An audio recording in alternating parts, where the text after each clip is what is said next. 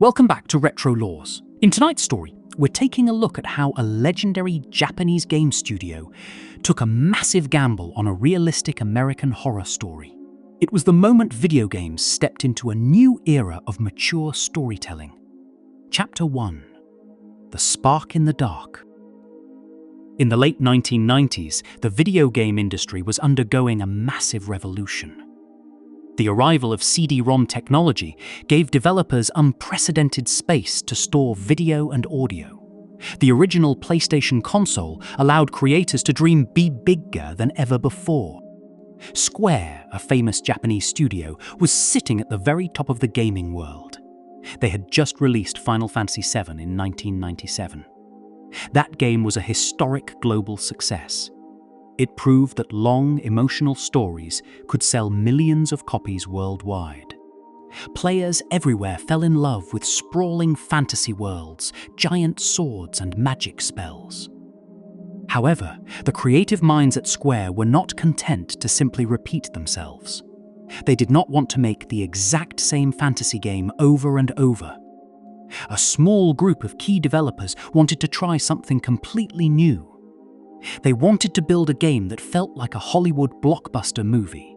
They wanted a story grounded in real human science and set in a real city. They looked away from mystical castles and turned their eyes toward the steel skyscrapers of New York City. At the exact same time, a powerful horror novel was making waves in Japan.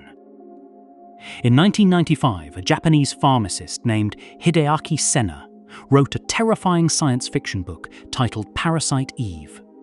The novel won prestigious literary awards and fascinated readers across the nation. The story was built around a real scientific concept involving cellular biology. Mitochondria are tiny organisms that live inside almost every human cell. They are responsible for producing the energy that keeps our bodies alive. Scientists believe that millions of years ago, mitochondria were separate bacteria that merged with human cells. Senna took this scientific fact and twisted it into a nightmare. What if those tiny organisms had their own hidden consciousness?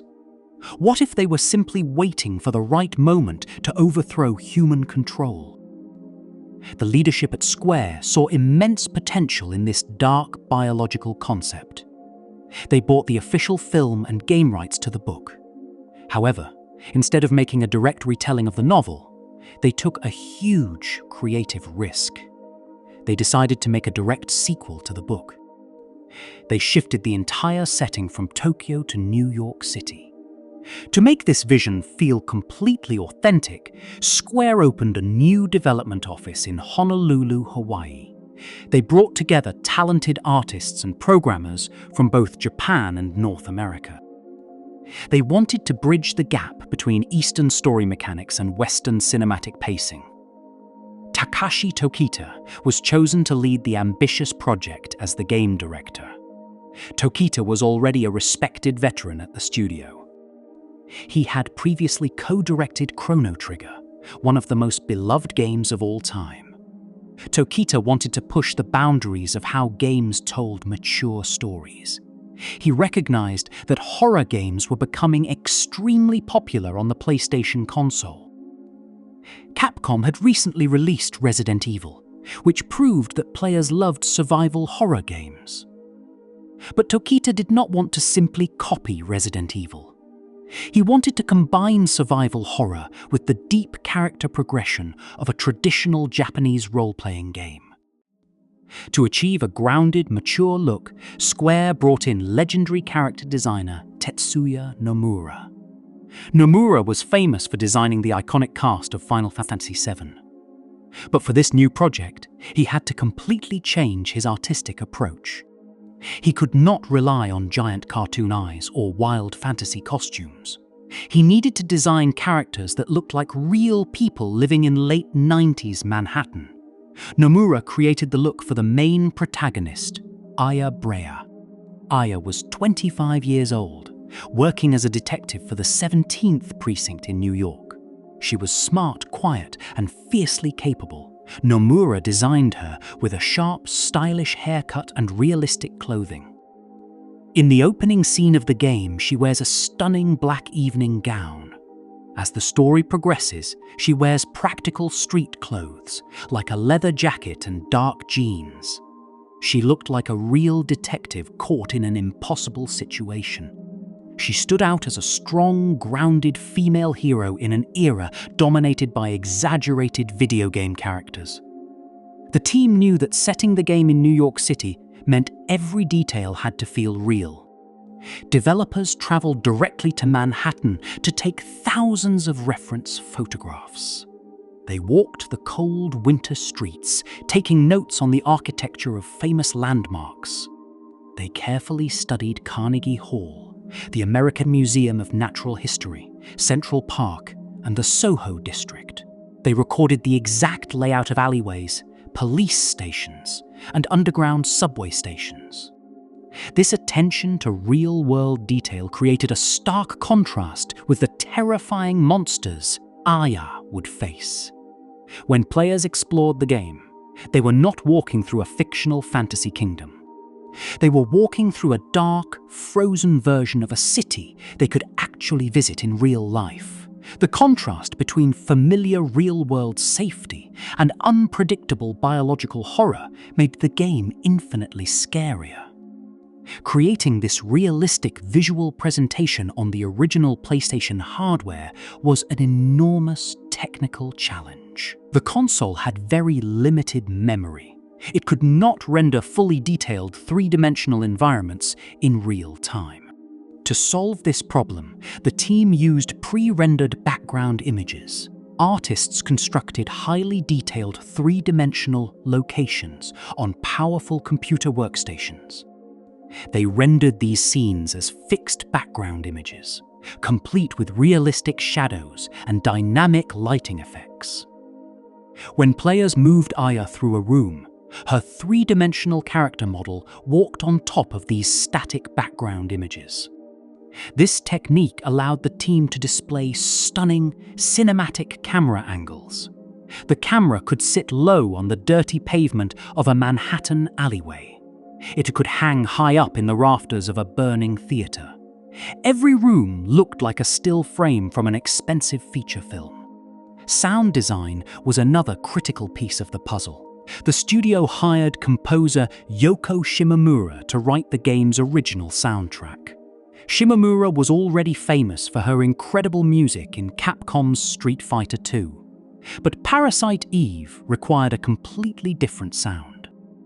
Shimomura took inspiration from the cold industrial feel of New York City in winter. She created an iconic soundtrack that fused classical opera melodies with dark, aggressive electronic beats.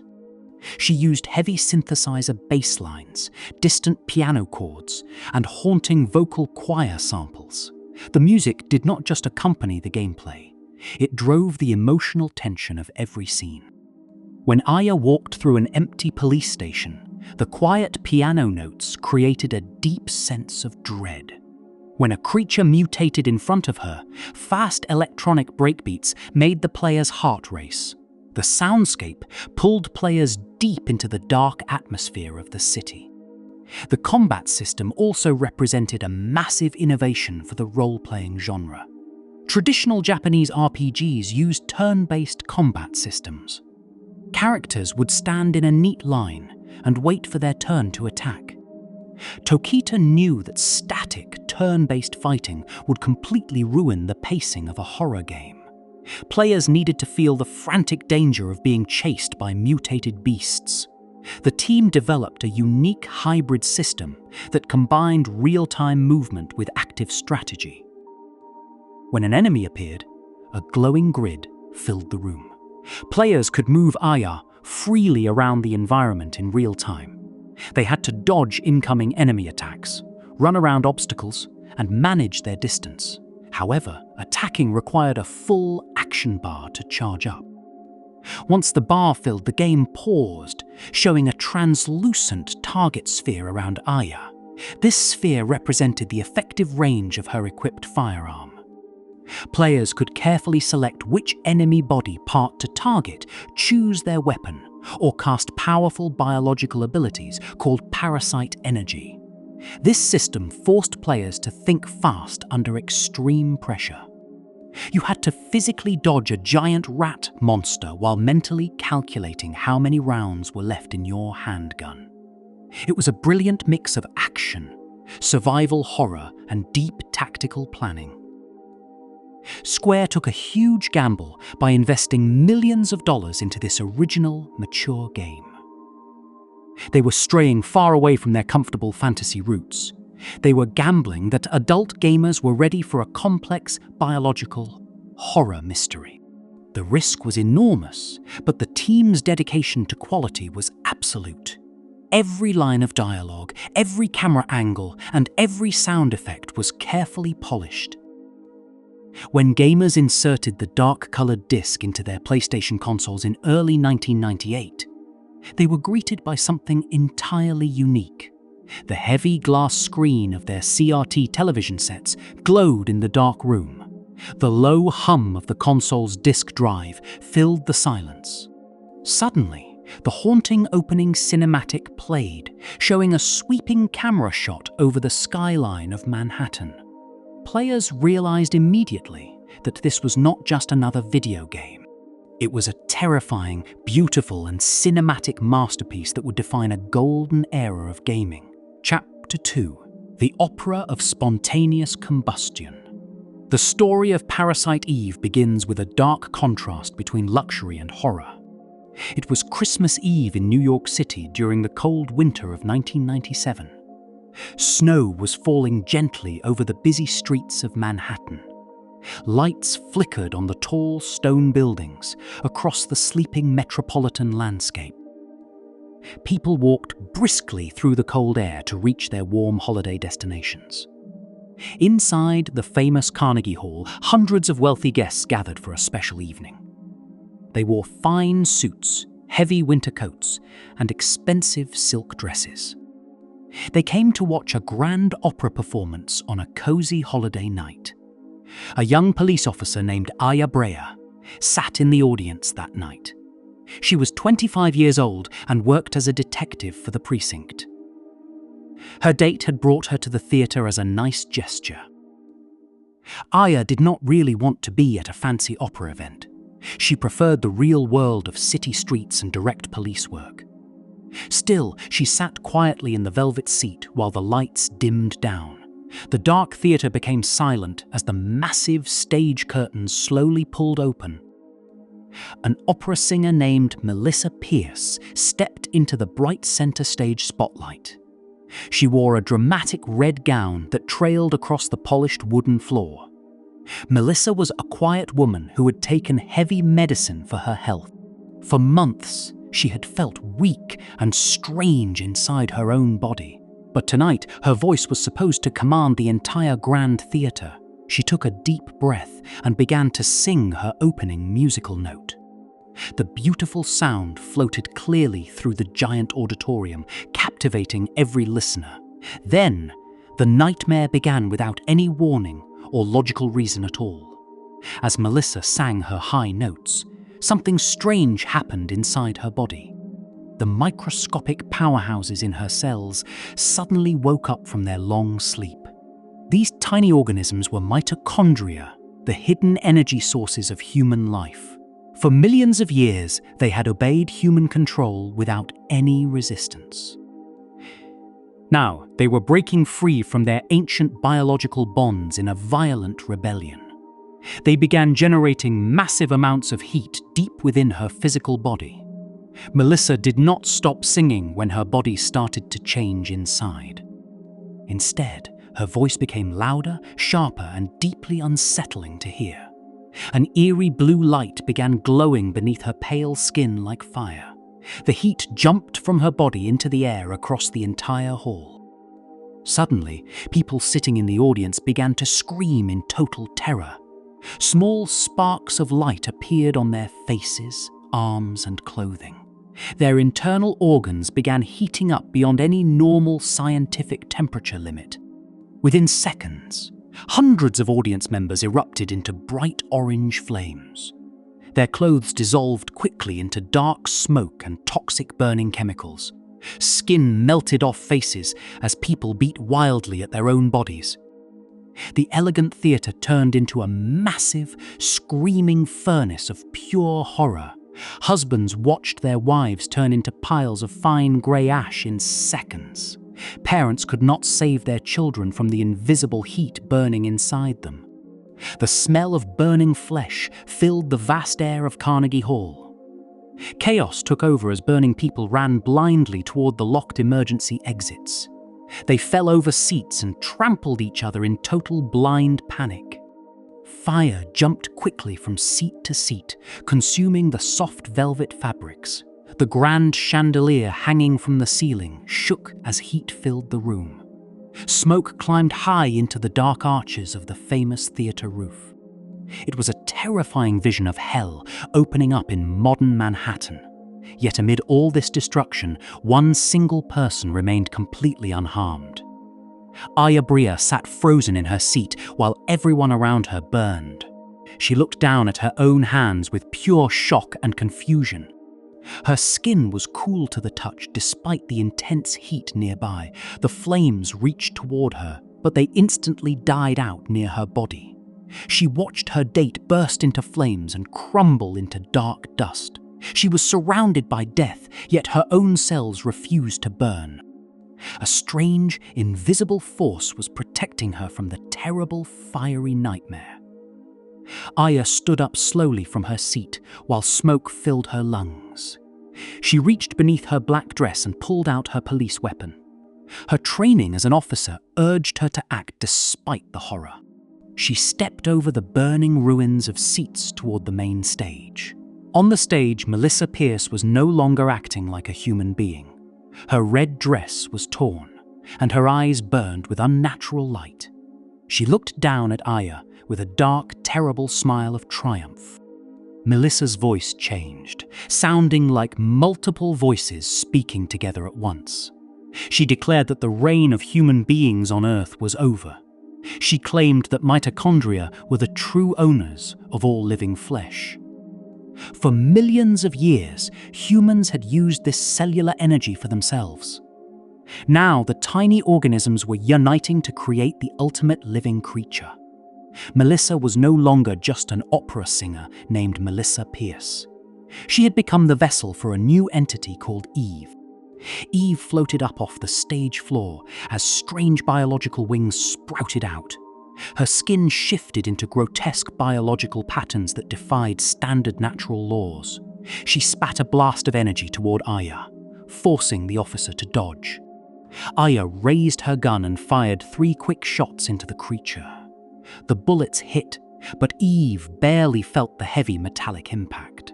She laughed softly and drifted backward toward the dark areas behind stage. She invited Aya to follow her into the dark backstage hallways. Aya did not turn back toward the safety of the street outside. She knew that if this creature escaped, all of New York was lost. She walked onto the ruined stage and entered the dark backstage corridors. The contrast between the bright, burning theatre and the cold hallway was sharp. Shadows stretched across dressing room doors and metallic backstage water pipes. Pipe steam whistled in the dark like the breathing of a hidden beast. The music turned from dramatic opera into tense, pounding synthesizer beats. As Aya explored the quiet dressing rooms, she found terrible sights everywhere. The biological distortion was spreading beyond human bodies into simple animals. A tiny rat scurried across the cold floor, twitching in sudden agony. Right before Aya's eyes, the rat's body cracked and stretched violently.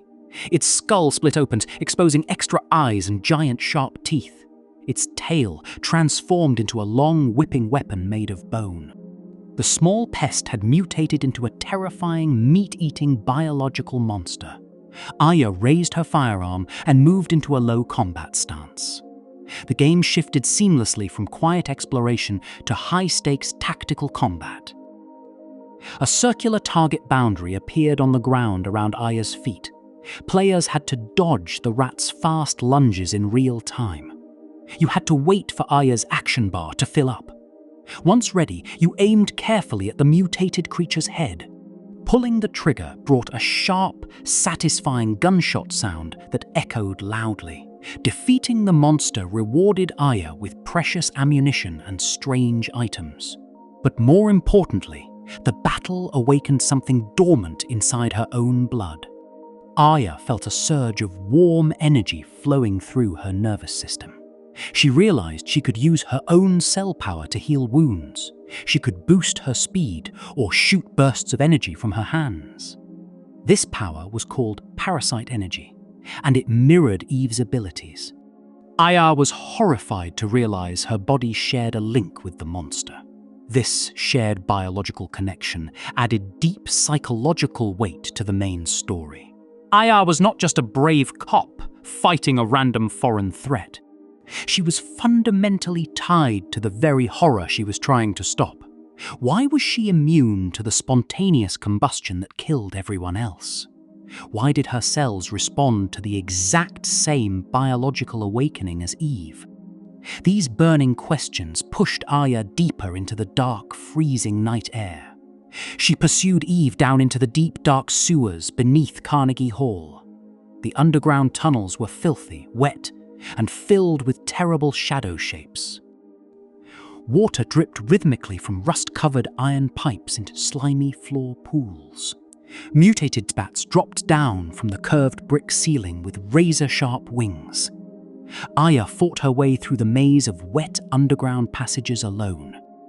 She finally caught up with Eve near a giant broken water gate.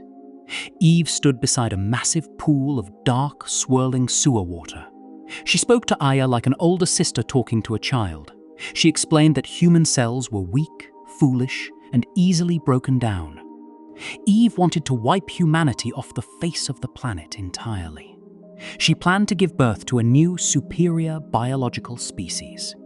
Before Aya could stop her, Eve transformed into a giant flying monster. She smashed through the sewer ceiling and flew out into Manhattan. Aya climbed up out of the broken ground onto the street surface. Cold winter wind bit at her face, mixing with her sweaty skin. Snow fell softly onto the quiet pavement outside the damaged opera house. Emergency vehicles pulled up with bright red and blue lights flashing brightly. Sirens wailed across the empty streets, cutting through the freezing winter air. Firefighters rushed inside, completely unaware of the terrifying biological truth inside. The opening sequence at Carnegie Hall remains one of the greatest game intros. It established a tone of mature, relentless biological horror, unlike anything before. It took a real scientific concept and turned it into an existential threat. The horror did not come from outer space or ancient magical curses. It came from the microscopic living organisms inside our very own flesh. Parasite Eve showed that our own bodies could turn against us overnight. The opera of fire was over, but the biological nightmare had just begun. Chapter 3. The architecture of a frozen metropolis. After the terrible events at Carnegie Hall, New York City changed completely overnight. The government ordered a full evacuation of Manhattan to stop the threat. Millions of terrified citizens packed their bags and fled across the frozen bridges. Cars jammed the highways, while National Guard soldiers blocked off every major exit point. Within hours, one of the busiest cities on Earth became totally silent. Cold winter wind blew through empty streets that used to carry millions of people. Snow covered the hoods of parked cars and dusty shop windows along Fifth Avenue. Stepping out into this empty world created an unforgettable feeling of deep loneliness for players. You were not exploring a fake fantasy kingdom in some faraway realm.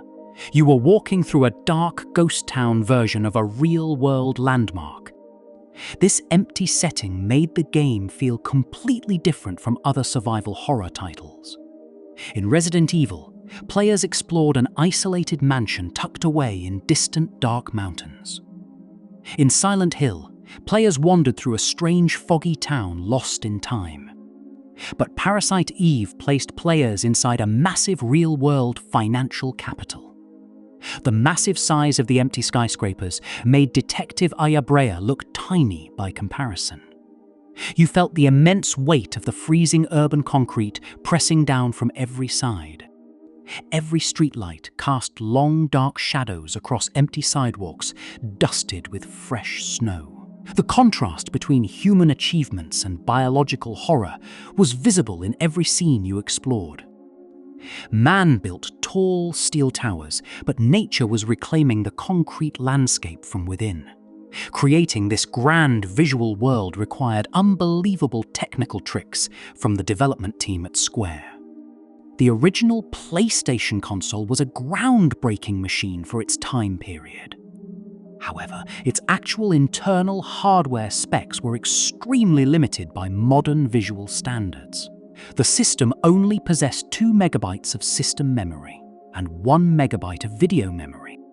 Rendering a fully three-dimensional version of New York City in real time was totally impossible. If the developers tried to build full 3D buildings, the graphics would look blocky and ugly. The console simply could not process that many complex geometric shapes at one time.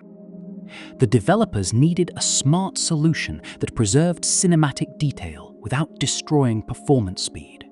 To solve this massive technical wall, the team chose to use pre-rendered computer graphics. Lead artists built highly detailed three-dimensional rooms on powerful silicon graphics computer workstations. They spent weeks carefully sculpting brick textures, glowing light sources, and complex metallic surfaces. Once a digital room was completely finished, the workstation rendered it into a single flat image. These high-resolution images were stored directly on the game disc as static backgrounds. When players walked into a room, the game displayed the gorgeous flat background instantly. Aya and the mutated monsters were the only three-dimensional objects moving in real time. This clever technique allowed the developers to showcase unbelievable graphical detail on humble hardware. The use of static pre-rendered backgrounds opened up incredible opportunities for cinematic camera control. In fully three-dimensional games, camera angles often break or get stuck behind large objects. But in Parasite Eve, every single camera angle was hand-chosen by skilled game directors. The camera could rest low on the freezing pavement to highlight wet cobblestone streets. It could look down from high up near glowing streetlights to show vast empty intersections. These dramatic angles made every new room feel like a frame from an expensive film. Shadows stretched realistically across snowy sidewalks while steam rose gently from iron sewer grates. Players felt like they were actively controlling the main actor in a dark Hollywood thriller. Playing Parasite Eve on a classic cathode ray tube television set added to this atmosphere. In 1998, most players experienced video games on heavy glass screen television sets in dark rooms. The soft glow of the screen scanlines blended the pixels together in a smooth way. Dark areas of the screen looked deep, heavy, and full of hidden microscopic danger. The hum of the PlayStation disc drive spinning inside the console matched the eerie background noise. Every time Aya opened a heavy metal door, the disc drive made a soft reading sound. That brief loading pause added a layer of quiet tension to every step you took. You never knew what kind of mutated horror was waiting behind the next corner image. One of the most comforting yet unsettling locations in the game was the 17th Precinct. This police building served as Aya's official headquarters and safe house during the nightmarish outbreak. Inside, warm fluorescent lights glowed over cluttered wooden desks, paper case files, and cold coffee cups. You could talk to fellow police officers who were struggling to make sense of the chaos. In the basement armory, a cop named Wayne helped you upgrade and customize your firearms. You could attach bigger magazines, faster firing rate mods, and stronger scopes to your favorite weapons. The precinct felt like a cozy island of safety floating in a dangerous sea of darkness. Yet that safety shattered later when mutated dogs broke inside and slaughtered remaining officers. Moving out from the police precinct led players into the dark streets of the Soho district. Soho was famous in real life for its historic brick buildings and fancy art galleries. In the game, it became a quiet labyrinth of snowy alleyways and frozen brick storefronts. Abandoned police cruisers sat parked along the curbs with their emergency lights flashing red into snowbanks. Steam whistled softly as it escaped from rusted iron grates built into the dark streets. Broken glass from shattered storefronts crunched under Aya's heavy boots as she walked through dark intersections. The attention to small environmental details made the empty city streets feel eerie quiet and hauntingly real. The atmosphere shifted dramatically when Aya entered Central Park during the dark midnight hours. Central Park is usually the peaceful green heart of Manhattan, loved by visitors and local residents. In Parasite Eve, it transformed into a vast, freezing wilderness of deep terror and dark shadows. Snow covered the winding dirt paths, stone arch bridges, and frozen water ponds across the park. The trees stood bare against the dark night sky, like giant wooden fingers reaching toward heaven. Inside the park zoo, normal animals underwent terrifying biological changes due to Eve's floating cellular energy. Monkeys grew extra limbs, snakes swelled to giant sizes, and bears mutated into razor-clawed beasts. The boss fight against a giant mutated horse carriage under the pale moonlight remains iconic. The narrative peak of the game's spatial design occurred at the American Museum of Natural History. This real-world museum was the absolute perfect setting for a story about cellular evolution. Aya walked through giant exhibition halls filled with towering dinosaur fossil skeletons and preserved mammal displays. Dark glass cases held ancient artifacts from human history, lit by faint spotlights hanging high above. The contrast between dead ancient bones and rapidly mutating modern cells was visually stunning and deep. Eve chose this museum as her main headquarters because it represented the history of life on Earth. She viewed human evolution as a temporary mistake that her new biological species would correct forever. As players reached the late stages of the story, they explored St. Francis Hospital and Staten Island. The hospital setting tapped into classic survival horror fears of medical experiments and cold stainless steel.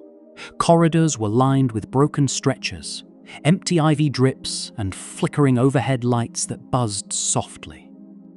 A total power outage forced players to navigate dark halls using only faint red emergency lighting. Later in the game, the special X-Game mode opened up the famous Chrysler Building Tower. Players could climb 77 randomly generated floors packed with the deadliest mutated creatures in the game. Climbing that massive skyscraper tested every skill, item, and upgraded weapon players possessed in their inventory. Visual design was only half of the equation. The music completed the dark atmospheric experience. Legendary composer Yoko Shimomura created a soundtrack that completely redefined horror game music for a generation. Instead of using standard scary orchestral music, she crafted an aggressive blend of classical piano and electronic music. The title track, titled Primal Eyes, used heavy drum beats paired with dramatic piano chords.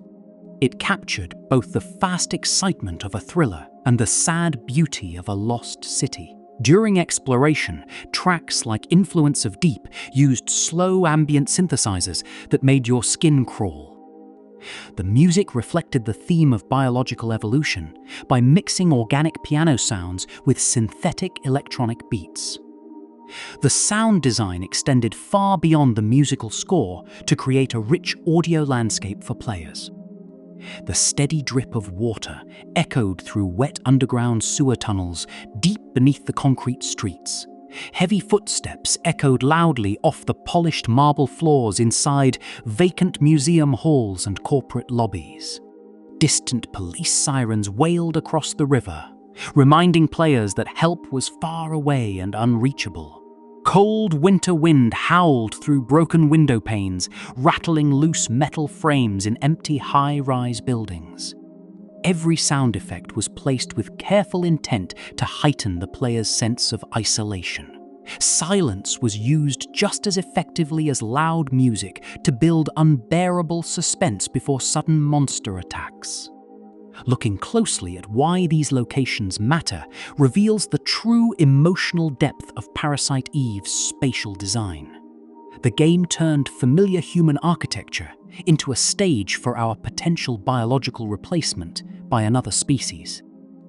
We build grand museums, towering police stations, and luxury opera halls to celebrate our human dominance over nature. Yet inside those exact same buildings, microscopic organisms stripped away our control without warning or mercy. The frozen streets of winter Manhattan served as a dark mirror reflecting humanity's fragile place on Earth. Parasite Eve remains an unmatched artistic masterpiece because it made a real living city feel like a beautiful grave. Chapter 4: The Ghost in the DNA. To understand why Parasite Eve frightened players so deeply, you must look beyond standard video game tropes. Most horror games in the late 90s relied on familiar supernatural monsters to scare audiences. They featured dark magic, ancient curses, demonic ghosts, or fictional viruses created in secret underground laboratories. But Parasite Eve grounded its terror in real science taught inside high school biology classrooms. The game took actual scientific facts about human genetics and twisted them into a terrifying nightmare. It forced players to examine their own bodies with sudden suspicion and deep discomfort. At the center of this biological nightmare lies a real cellular organelle called the mitochondrion. Mitochondria are tiny microscopic structures that exist inside almost every single human cell in your body. Their primary job is to process nutrients and produce a chemical molecule called adenosine triphosphate. This chemical molecule provides the fundamental energy that powers every muscle movement and thought you make. Without mitochondria working constantly inside your cells, human life would vanish in a matter of seconds.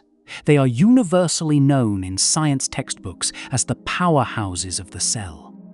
However, modern evolutionary biology reveals a strange and fascinating secret about these microscopic energy workers. Billions of years ago, mitochondria were not part of complex multi-celled organisms at all. They were completely independent single-celled bacteria living freely in Earth's ancient primordial oceans. At some point in distant history, a larger host cell swallowed one of these tiny bacteria. Instead of digesting the smaller organism, the host cell formed an ancient survival partnership with it. The tiny bacteria provided constant energy, while the host cell offered safety and steady nutrients. This biological event is officially known in science as the endosymbiotic theory. Over millions of years of evolution, these two organisms grew completely dependent on each other. They merged together to form the complex plant and animal cells we see today. But mitochondria still carry a permanent footprint from their distant past as free bacteria. Unlike every other organelle inside your cells, mitochondria possess their own separate circular DNA strands. This mitochondrial DNA is completely distinct from the main human DNA locked inside your cell nucleus. In 1987, a group of evolutionary geneticists published a groundbreaking scientific study that shocked the entire world.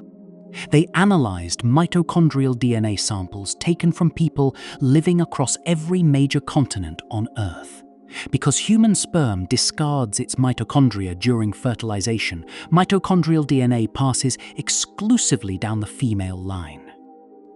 A mother passes her exact mitochondrial genetic code directly to her sons and daughters without mixing.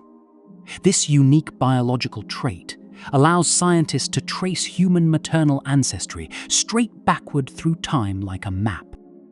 The researchers traced these genetic footprints backward through thousands of generations of human mothers. Their data revealed that all living humans on Earth today share a single direct maternal ancestor. Science journalists quickly named this ancient maternal figure Mitochondrial Eve. She was an ancestral woman who lived in East Africa roughly 200,000 years ago. The general public misread the scientific headlines, assuming science had somehow proven the literal biblical creation story. Scientists spent years clarifying that Mitochondrial Eve was not the only living woman of her era. She was simply the only woman whose female lineage survived continuously down to present-day humans. This real scientific controversy caught the attention of a young Japanese pharmacist named Hideaki Senna. Senna held an advanced graduate degree in pharmacology and worked inside real Japanese university research laboratories. He realized that the gap between real cellular biology and popular science fiction held incredible narrative potential. He asked himself a chilling biological question that no horror writer had ever explored before. What if mitochondria were not passive cellular servants under total human genetic control? What if they were an ancient, unified collective intelligence holding a long biological memory? Senna suggested that mitochondria had been silently observing human evolution from inside our own flesh for millions of years. They allowed humans to build cities, develop agriculture, and master technology across the globe. They waited patiently until the human population reached a massive density across the planet. Once humanity became comfortable at the top of the food chain, the mitochondria would launch their grand biological rebellion. They would reclaim the planet for themselves and replace humans with a superior biological species. Hideaki Senna wrote his ideas down into his debut scientific horror novel, titled Parasite Eve. The book won major literary awards in Japan and sold millions of copies to fascinated readers. The novel treated real organic chemistry, cellular respiration, and tissue transplantation with extreme academic respect. When Square decided to adapt the story into a video game, they kept this high level of scientific realism. Players were treated to deep explanations of genetic sequencing, organ rejection, and cellular heat production. The horror felt completely plausible because it was built on a foundation of real biological facts. The timing of the game's release coincided with a unique era in world culture. In the late 1990s, the internet was entering household homes through slow dial-up modems. Gamers spent long nights sitting in front of bulky computer monitors, reading early web pages. Platforms like GameFAQs, Usenet newsgroups, Geocities, and Angelfire hosted thriving communities of passionate video game fans. Gamers gathered in dark bedrooms lit only by glowing screens to trade secret game tips and tricks. Because fast video streaming did not exist yet, game rumors spread across schoolyards like wild urban legends. Parasite Eve quickly became a major topic for internet rumors and early creepypastas among retro gamers. Gamers loved discussing mysterious rumors about hidden secret content buried deep inside the game code. One famous rumor claimed that imported Japanese game discs contained a secret third disc full of bonus content.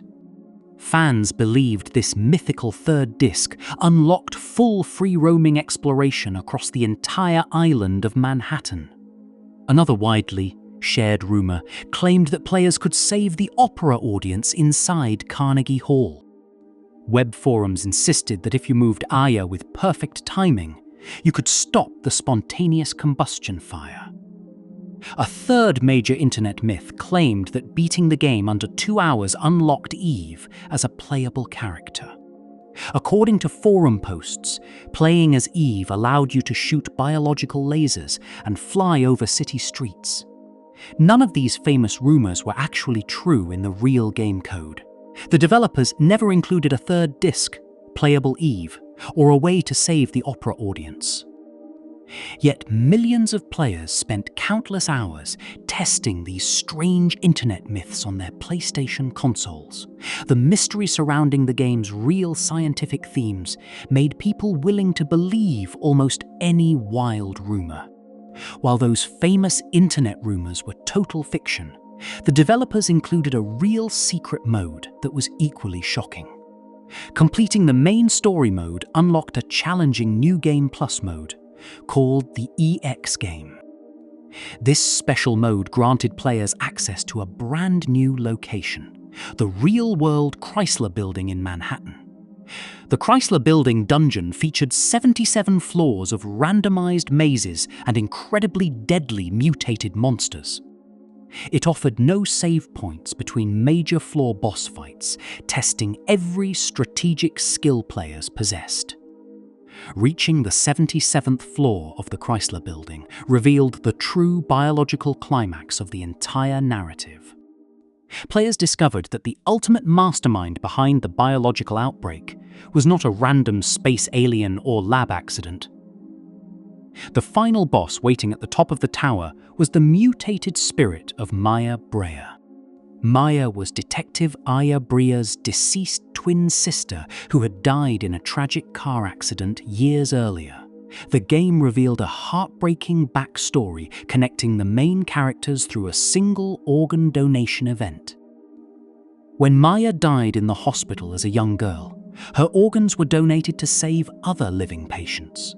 Her kidney was transplanted into a young girl named Melissa Pierce, who grew up to become an opera singer. Her cornea was transplanted into her surviving twin sister, Aya Brea, restoring Aya's failing eyesight. Maya's mitochondria harbored the original dormant genetic code for the supreme biological organism, known as Eve. The mitochondria survived inside Melissa Pierce's transplanted kidney, slowly taking control of her body over many years. Meanwhile, the mitochondria inside Maya's transplanted cornea lived quietly inside Aya's body, protecting her from external attacks. Aya was immune to spontaneous combustion because her cells recognized the cellular signature of her twin sister's donated tissue. The final battle atop the Chrysler Building was a tragic confrontation between two surviving twin sisters. Aya was forced to fight the mutated cellular memory of her beloved sister to save all of humanity. Defeating the ultimate organism released Maya's true human consciousness from the control of her rogue mitochondria. In her final moments, Maya's spirit thanked Aya for freeing her from the terrible biological nightmare. This deep emotional twist elevated the story from a standard creature feature into a heartbreaking psychological tragedy. This brilliant blending of real science, tragic drama, and urban legends gave Parasite Eve an enduring cultural legacy. The game respected the intelligence of its audience by presenting complex biological ideas without simplifying them. It taught players about cellular structures while simultaneously scaring them out of their wits. Long after turning off their PlayStation consoles, gamers found themselves thinking about the microscopic organisms living inside their bodies. Every sudden spike in body temperature or fast heartbeat brought back memories of Carnegie Hall. Parasite Eve proved that the most terrifying monster isn't waiting in the dark shadows outside. The most terrifying monster is already living quietly inside your very own cells. Chapter 5. A Lost Masterpiece. When Parasite Eve arrived on store shelves in 1998, it faced unbelievable market competition. The video game industry was experiencing what many historians call its single greatest year. Capcom Capcom had just released Resident Evil 2 to massive global acclaim and record sales. Konami was preparing Metal Gear Solid to redefine cinematic action storytelling on home consoles. Nintendo was putting the final touches on The Legend of Zelda: Ocarina of Time. Meanwhile, Square was releasing a steady stream of massive role-playing games across the globe. Standing out in such a crowded market seemed like an almost impossible task. Yet, Parasite Eve managed to capture the imaginations of millions of gamers worldwide. It was the very first game from Square to receive an M rating. The mature rating warning on the front cover signaled a major corporate shift. Square proved that video games were growing up alongside their aging original audience. Players wanted complex stories with adult themes, realistic violence, and deep psychological horror. Parasite Eve delivered all of these elements in a tight cinematic package. The game became an instant commercial success for the studio across all major territories. It sold over 1 million copies in Japan during its initial release window alone. In North America, strong word of mouth drove sales close to another 1 million copies. Total worldwide sales eventually surpassed nearly 2 million units on the original PlayStation hardware. Critics praised the game for its groundbreaking pre-rendered visuals and dark urban atmosphere. They celebrate Yoko Shimomura's iconic soundtrack and Tetsuya Nomura's memorable character designs. Most importantly, players fell in love with Detective Aya Brea as a strong protagonist. At the core of the game's lasting praise was its revolutionary hybrid combat system. Other horror games of the era relied on clunky tank controls and fixed camera angles. Standard role-playing games forced characters to stand in static lines, taking turns hitting enemies. Parasite Eve destroyed the traditional boundaries between action games and tactical role-playing experiences. Its combat grid gave players full movement freedom to dodge dangerous incoming attacks. The active time bar forced players to balance immediate reflexes with tactical patience. The deep weapon customization system added hundreds of hours of replay value for players. In the police station basement, players could modify almost every weapon in their inventory. You could transfer special attributes from an old shotgun into a fast handgun. You could add double shot capabilities, larger magazine capacities, or elemental damage effects. Players loved experimenting with different weapon setups to create the ultimate customized firearm. This rich gameplay loop kept fans engaged long after the main story ended. Unlike massive 80-hour fantasy role-playing games, Parasite Eve was a short and focused experience. A standard playthrough took players roughly 10 to 12 hours to complete entirely. There was no tedious level grinding or unnecessary filler content bloating the main storyline. Every room you explored moved the narrative forward with cinematic pacing and purpose. The shorter length made the game highly replayable for fans during weekend gaming sessions. You could finish the entire story in a singles exciting weekend over winter break. Following the massive success of the original game, Square quickly greenlit a sequel. In late 1999, Square released Parasite Eve 2 for the PlayStation console. However, the development team took a radical creative pivot that surprised many returning fans. Takashi Tokita did not return to direct the second installment in the franchise.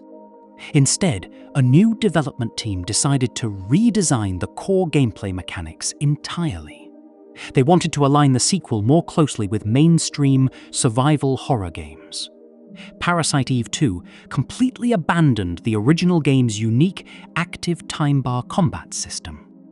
The strategic targeting sphere was removed in favor of real-time manual aiming controls. Aya Brea moved through environments using standard tank controls similar to Resident Evil. The setting also shifted dramatically away from the snowy skyscrapers of winter Manhattan.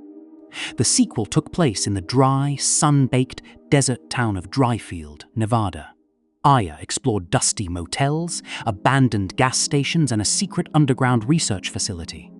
While Parasite Eve 2 was a polished game, many fans missed the original identity. The shift toward pure survival horror made the sequel feel like a generic clone. The magical blend of cinematic Japanese RPG mechanics and American urban noir was lost. The original game felt like a unique experiment that defied standard genre labels. The sequel felt like a corporation trying to copy another successful video game franchise. As a result, commercial sales for the second game dropped significantly compared to the original. The franchise then went completely silent for more than a decade across all platforms. Fans waited patiently during the PlayStation 2 era for a proper third installment. Rumors circulated through gaming magazines about potential sequels, but nothing was officially announced. The primary reason for this long delay involved complex legal licensing issues. The title Parasite Eve was officially owned by the novel's author, Hideaki Senna. Negotiating trademark rights and creative control between Square Enix and Senna proved extremely difficult.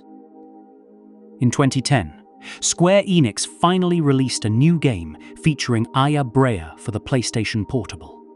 To bypass trademark restrictions on the original novel name, the game was titled The Third Birthday.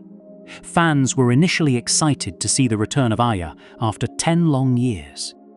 However, the final product alienated the core fanbase even further than the second game.